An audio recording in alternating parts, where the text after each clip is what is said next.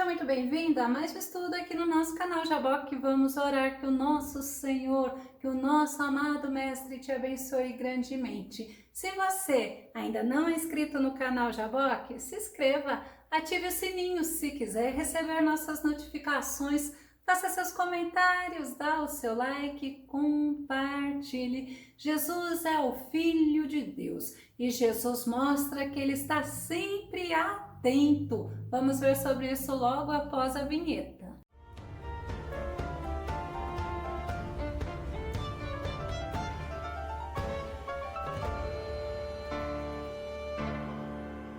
Mas Jesus, ele mostra também que ele é misericordioso, ele é longânimo e ele é fiel. Vamos ao tema de hoje. Carta à igreja que tolerava o pecado, a igreja de Tiatira. Nosso texto base está em Apocalipse, capítulo 2, verso 18, que diz: E ao anjo da igreja em Tiatira escreve: Assim declara o Filho de Deus, cujos olhos são como chama de fogo e os pés como bronze reluzente. Estamos na quarta carta às igrejas da Ásia, onde cada igreja tinha uma particularidade, uma singularidade, e nós vemos o Senhor elogiando, mas também mostrando onde as igrejas estavam falhando. Jesus as chamava ao arrependimento e Jesus fazia promessas. Nós podemos entender que a nós também, nós temos muito que aprender com essas igrejas, pois muitas atitudes que ocorriam nessas igrejas, nós podemos estar praticando. Tiatira significava sacrifício contínuo ou perpétuo.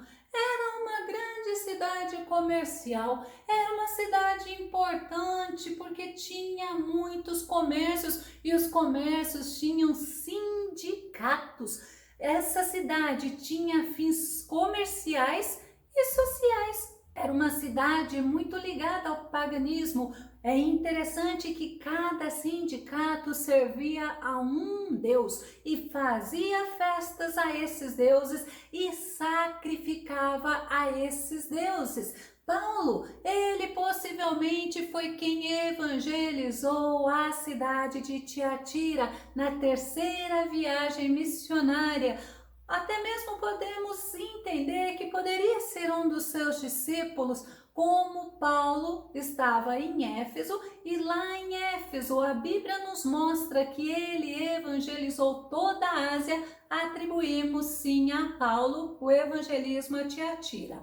Atos capítulo 19, verso 10 e verso 11. E durou isto por espaço de 2 anos, de tal maneira que todos os que habitavam na Ásia ouviram a palavra do Senhor Jesus, assim judeus como gregos, e Deus pelas mãos de Paulo fazia maravilhas extraordinárias. As pessoas puderam ver o Senhor agir através de Paulo, um servo de Cristo, um apóstolo que dedicava a sua vida a servir a Cristo. Lídia, ela era de Tiatira, ela foi evangelizada por Paulo lá na cidade de Filipos. Atos capítulo 16, verso 14, que diz: E uma certa mulher chamada Lídia, vendedora de púrpura da cidade de Tiatira, e que servia a Deus, nos ouvia, e o Senhor lhe abriu o coração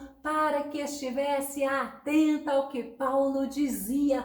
Paulo falando de Lídia, aquela vendedora de púrpura. Justamente a cidade de Tiatira tinha sua fonte de lucro em armaduras e tecidos, em coloração, pigmentações, principalmente de cor púrpura. Aquela cidade, ela era idólatra e ela comia alimentos sacrificados aos deuses pagãos. Mas nós vamos à carta que Jesus mandou João escrever à igreja de Tiatira. Apocalipse capítulo 2, verso 18. E ao anjo da igreja de Tiatira escreve: Isto diz o Filho de Deus, que tens os seus olhos como chama de fogo e os pés semelhante ao latão reluzente. é o nosso texto base. E Jesus, aquela cidade, aquela igreja, ele se apresentou como Filho de Deus. Os discípulos de Jesus reconheciam que ele é o Filho de Deus.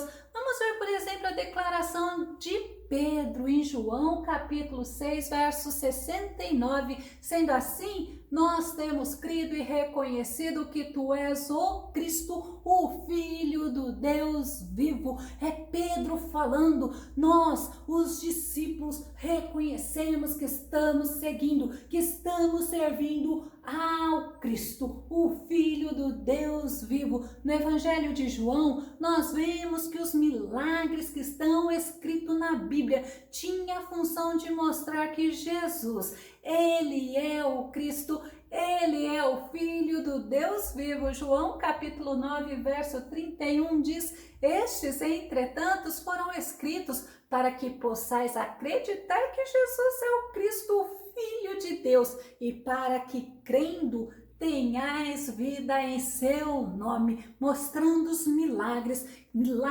com propósito, o propósito de que as pessoas pudessem crer, pudessem ver, pudessem compreender que Jesus Cristo é o Filho de Deus que Deus enviou ao mundo para resgatar o ser humano do pecado, para poder dar garantia ao ser humano de uma vida eterna com Cristo.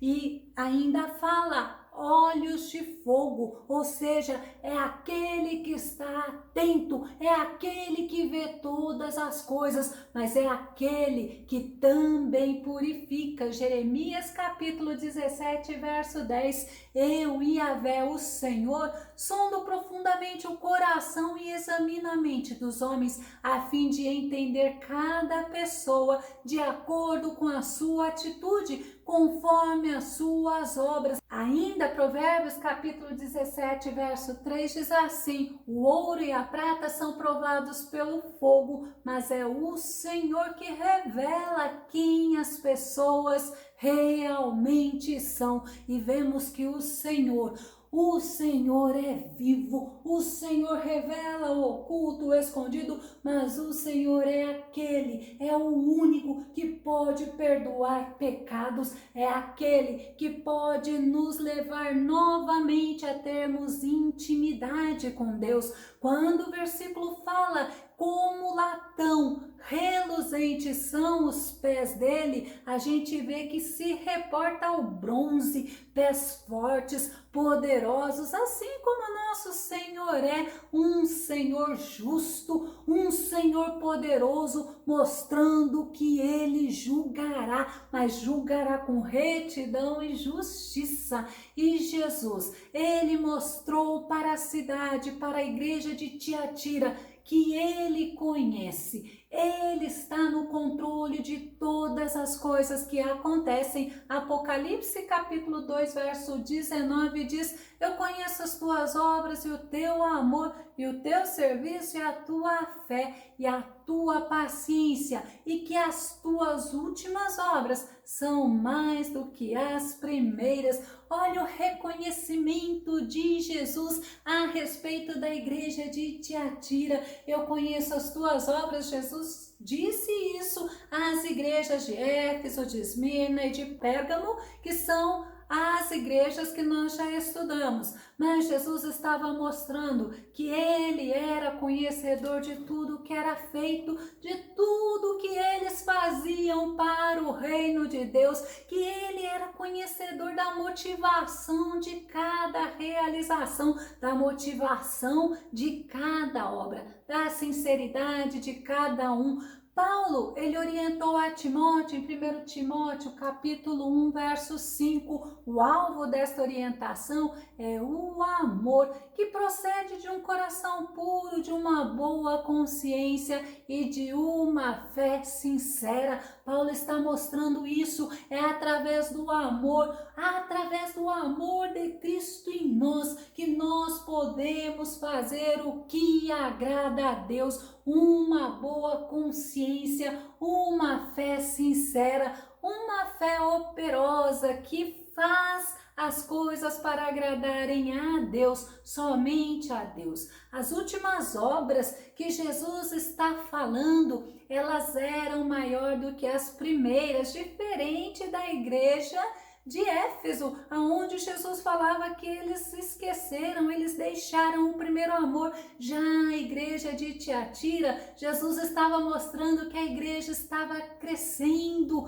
Jesus reconhecia o crescimento daquela igreja. 1 Tessalonicenses capítulo 4, verso 1. Finalmente, irmãos, vos rogamos e exortamos no Senhor Jesus, que assim como recebeste de nós, de que maneira convém andar e agradar a Deus, assim andai, para que possais progredir cada vez mais. Jesus estava elogiando a igreja de Tiatira. Jesus falou da obra, da perseverança deles. Jesus falou do amor, falou da fidelidade, falou da paciência. Jesus mostrou que eles estavam frutificando. Eles estavam tendo um crescimento espiritual. João, no capítulo 15, verso 1 e verso 2 diz: eu sou a videira verdadeira e meu pai é o agricultor. Todo ramo que estando em mim não dá fruto, ele tira. E todo que dá fruto, ele limpa para que dê mais fruto ainda. Devemos frutificar para o reino, para a glória do Senhor. E Jesus mostrou também a falha da igreja de Tiatira. A igreja de Tiatira estava negligenciando o perigo que estava infiltrado no meio deles. Apocalipse capítulo 2, verso 20 diz assim: mas algumas poucas coisas tenho contra ti, que deixaste Jezabel, mulher que se diz profetiza, ensinar e enganar os meus servos para que forniquem e comam dos sacrifícios da idolatria. E Jesus falou: algumas coisas eu tenho contra ti. Como se Jesus dissesse que a igreja estava fechando os olhos para o perigo que eles estavam vivendo. Eles estavam tolerando esta mulher que se chamava, que se intitulava uma profetisa com estilo próprio, uma profetisa que ensinava e enganava os filhos de Deus, levando-os a desobedecerem a Deus, a praticarem o que desagradava a Deus, a fornicarem, comendo dos sacrifícios aos ídolos, levando uma vida de sexualidade impura. Eram pessoas que estavam com o pecado dentro da igreja, mas ignorando o pecado que estava dentro da igreja. E Deus havia deixado por Moisés uma advertência a Israel do que era perigoso você ignorar essa prática, você ignorar pessoas que não deveriam estar no meio de vocês. Vamos ver Êxodo 34, verso 15, diz assim: não façais, portanto, aliança com os moradores da terra, não suceda que, prostituindo-se com os deuses deles e sacrificando-lhes, alguém te convide e comas dos seus sacrifícios. Era a ordenança de Deus ao povo de Israel. Não podia se aliar a pessoas que não servissem a Cristo, mas era um servir a Cristo verdadeiro, um servir a Cristo sincero, porque qualquer profecia não contradiz a Bíblia Sagrada. Por isso que precisamos estar atentos com esses que se dizem profetas de Deus, porque a palavra de Deus, ela não é contrária ao que está na Bíblia, que é a palavra de Deus para nós.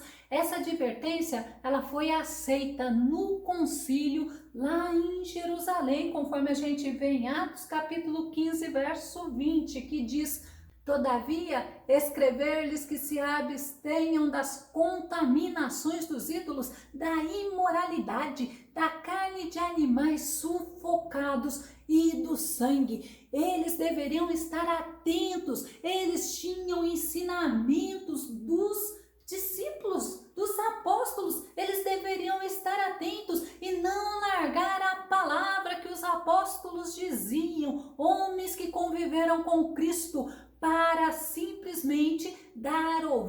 dando a uma mulher que se intitulava profetisa. Essa Jezabel, ela até nos faz lembrar a esposa de Acabe, que tem o mesmo nome. Ela seduzia, ela influenciava tanto Acabe como o povo a fazerem o que desagradava a Deus. O povo era desobediente, o povo era idólatra e o povo era imoral. Assim como a cidade de Tiatira era organizada em associações comerciais, lembra que eu disse que cada associação servia um deus e eles praticavam a idolatria? Era comum haverem festas religiosas com banquetes consagrados a deuses pagãos, e sendo assim, os cristãos, eles participavam sem se preocupar, porque a igreja não estava combatendo a prática daquilo que desagradava a Deus. A igreja estava acostumando-se ao pecado,